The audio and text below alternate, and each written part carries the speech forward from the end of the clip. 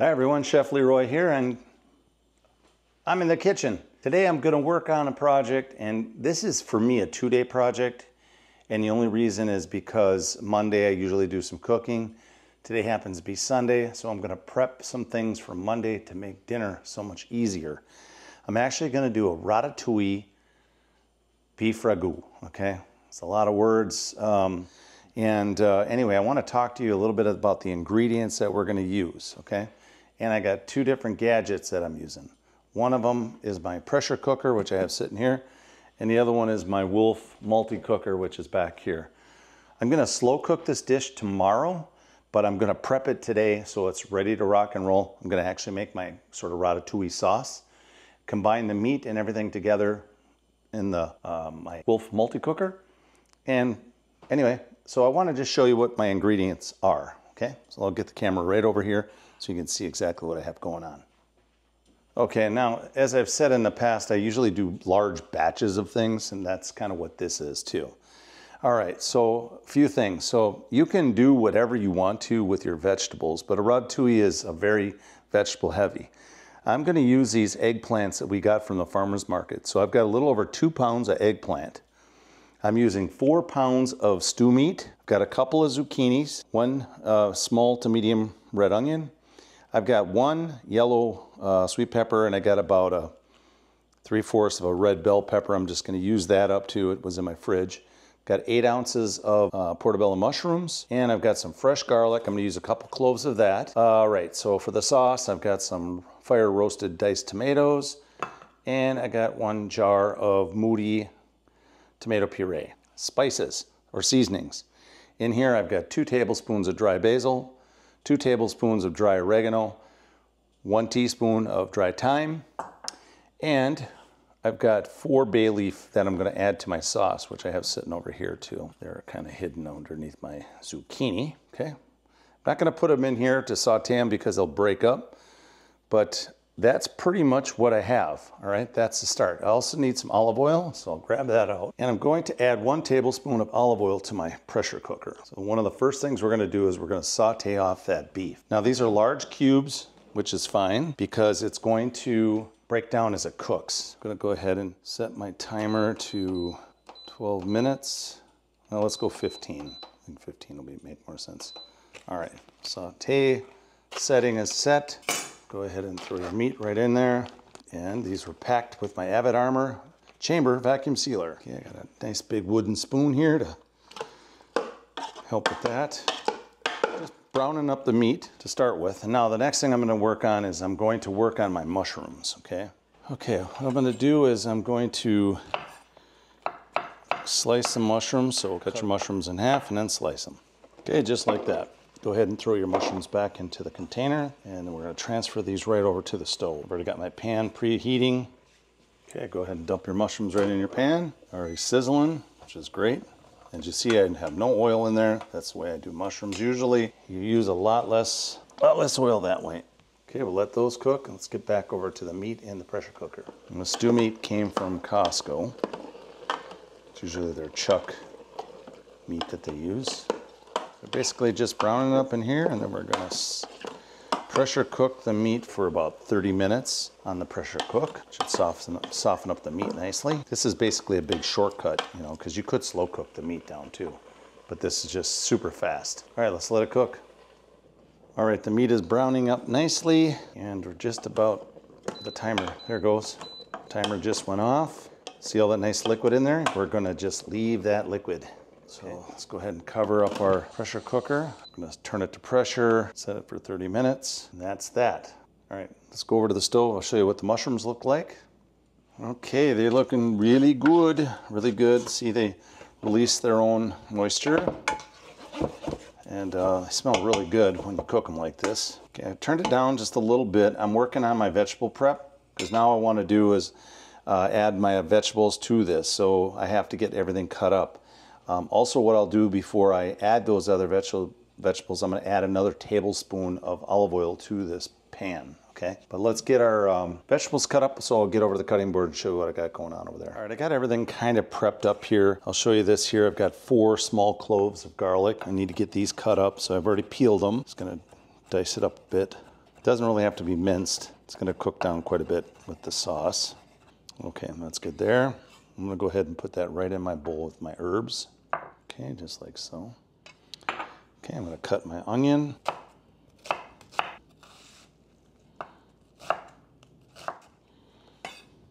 Throw those into a container.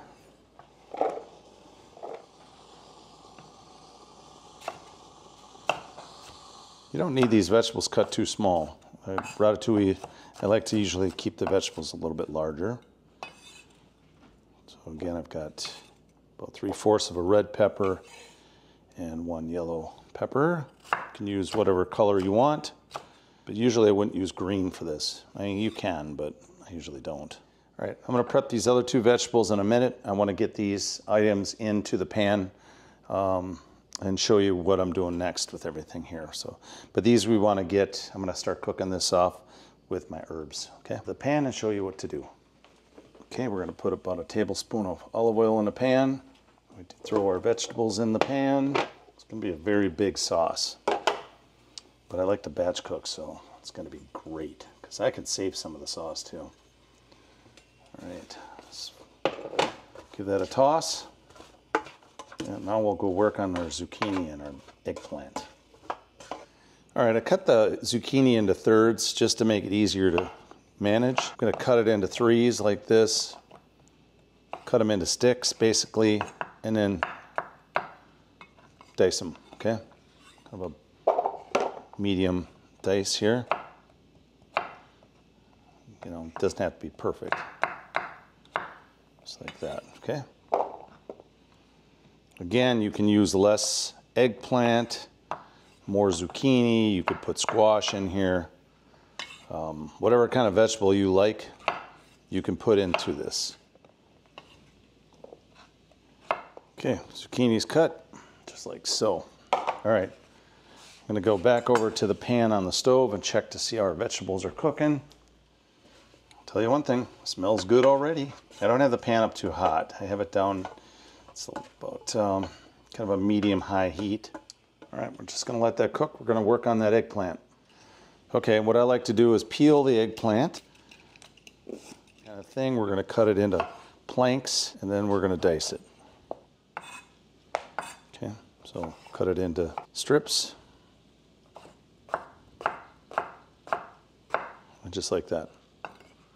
Okay, throw it right in with the zucchini. Okay, we'll cut this one up and we'll throw all that in with the pan, the other vegetables that are cooking. I'll go put this into the pan. Now it's going to look like there's a lot of vegetables in the pan. I mean, which there technically is, but they cook down, right? There's a lot of liquid in vegetables, so I'm not going to have the same volume later that I have now. All right, all the eggplant's cut, and I'll bring it over to the pan, but I'm going to show you what the pan looks like, so I don't think I can fit that in there yet. We're going to have to probably let the vegetables cook down slightly before we can do that. And looks like we got about 20 minutes left on our meat too. All right, let's get over to the pan. I'll show you what's going on.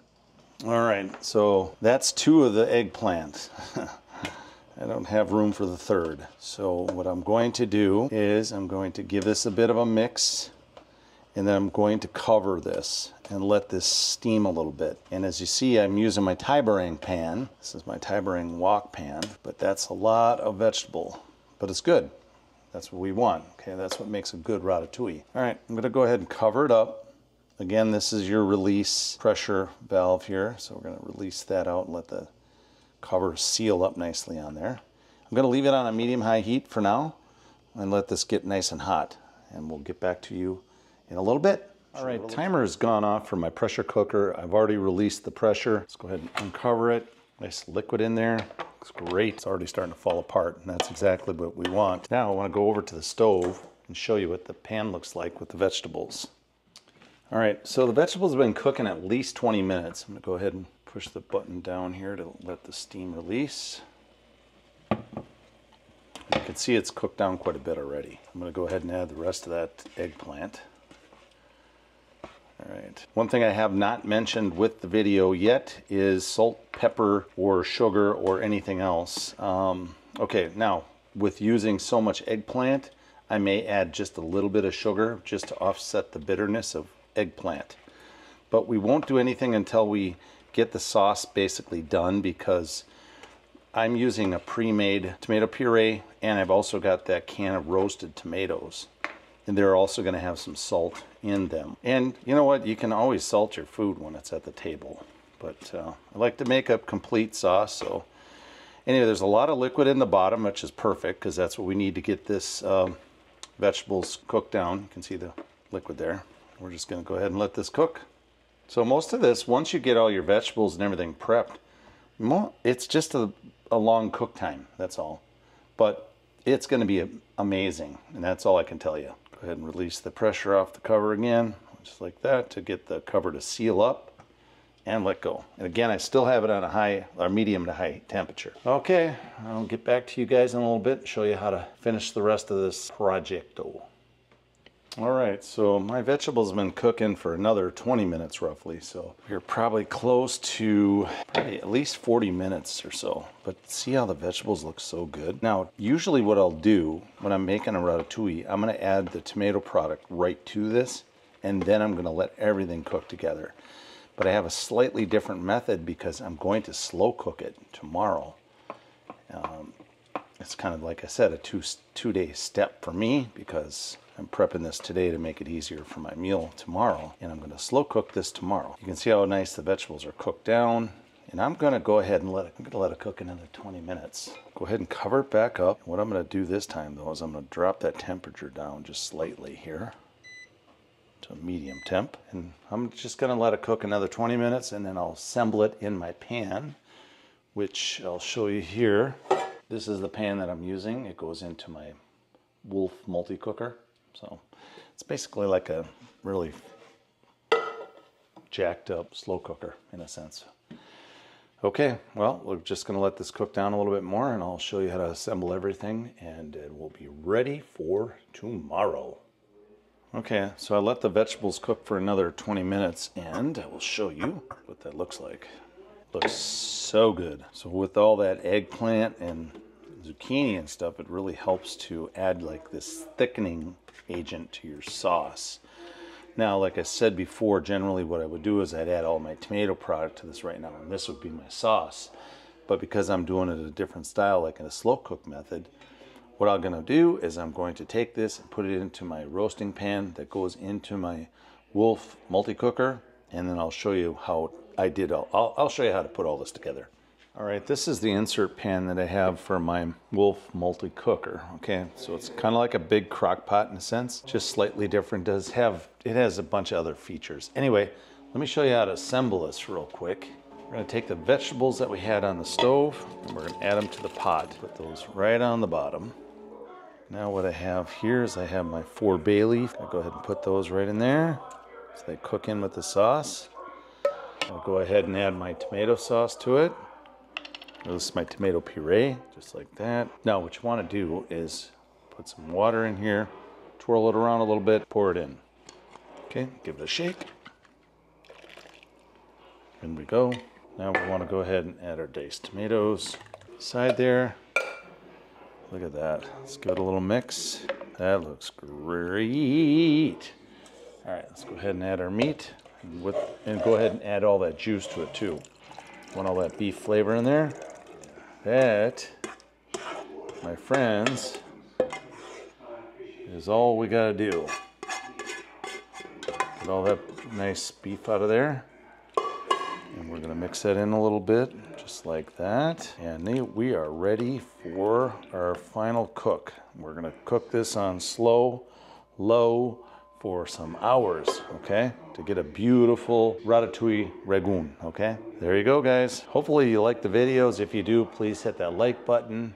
Also subscribe if you haven't subscribed. Subscriptions are free to join. They just let you know when I dropped a video. And anyway, that's what I got for now. I'm gonna go ahead and show you what this looks like when everything is completely finished. All right, it's day 2 for me, and here is my ratatouille ragu, beef ragu. So that goes into my Wolf multi-cooker. Go ahead and cover it. Okay, it's got that nice lid on it. Okay, so this has multiple settings on it. I've got it on manual, okay? And the way my cooker works is it counts up. so you'll know how many hours it's been cooking. Now, if it starts to cook down to the point where it gets a little too thick because a lot of the moisture has evaporated out or cooked out, you can add something like this to it, a beef broth. Thin it back down again, okay? Or you can add water too, for that matter. Again, like I said, I haven't adjusted any other things like salt, pepper, or even sugar. We're just gonna let it cook. Now, again, it was in my refrigerator overnight, so it's pretty cold. It's gonna take probably a couple hours just to get warm. All right, well, we'll show you what everything looks like when the whole dish is done. All right, so I'm back at my Ratatouille beef ragu, so we're gonna call it. And this had been cooking for about 8.5 hours on low. Look at how nice that is. Now, what I did is I kicked this thing back up on medium temperature to get it a little bit hotter so it can cook down just a little bit more. This is pretty loose still, so I just want a little bit thicker. So I'm gonna go ahead and put it on medium. It's one of those things where you have to manage your product, right? If you think it's not where you want it to be, then you have to take care of it, okay? Now, another thing I did, full disclosure, I did add a little bit of beef concentrate. I'll show you that right here. I didn't want to add any beef broth because it's already kind of thin, so I don't want to add that. So this is my beef liquid stock concentrate, okay? I don't know if you can find this in the store, but there are many different kinds of beef bases out there. I put about a 1/4 cup of this already in here because it really didn't have a lot of flavor. Remember in the beginning I told you I didn't add salt or anything to it. Now the sugar part, that's something I would not add. It doesn't need that. I think the flavors are very well balanced. And the other thing I put in there is Worcestershire. And that I put about 2 tablespoons of Worcester in there. And I think the only other thing I'd probably do is put a little bit of black pepper. But guys, it tastes really good. The flavors are so good together. And right now I'm just gonna let it cook. So I'm gonna go ahead and put the cover back on top. And we're gonna let it thicken up a little bit. Probably not going to be eating anyway for at least another hour. Now, I don't know that I'll cook it for another hour. I'm just going to kind of monitor it. What am I going to do with this? Now, I thought about doing noodles, but when I was at Costco recently, look at this. I found some gnocchi made in Italy. And what I did is, so it comes with 3 packs in there. I split the packs. So I did 1.5 pack for this batch, and then I have the other one, which I'll show you this. I vacuum sealed it with my Avid Armor chamber vacuum sealer. Look at that. Beautiful packing, right? So that's for another meal, and I'll show you what I did here. Let me bring my camera over here and I can show you. Okay, this is my gnocchi, and what I did is I pre-cooked it, and now I have a little bit of olive oil on it to keep it from sticking, okay?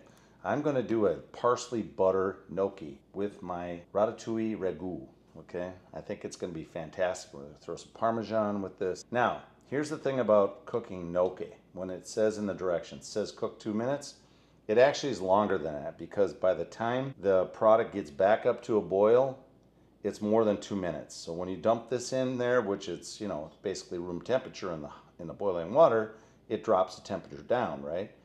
Well, it takes at least a minute for it even get close to a boil. So it never really did. But watch for your gnocchi to come to a float.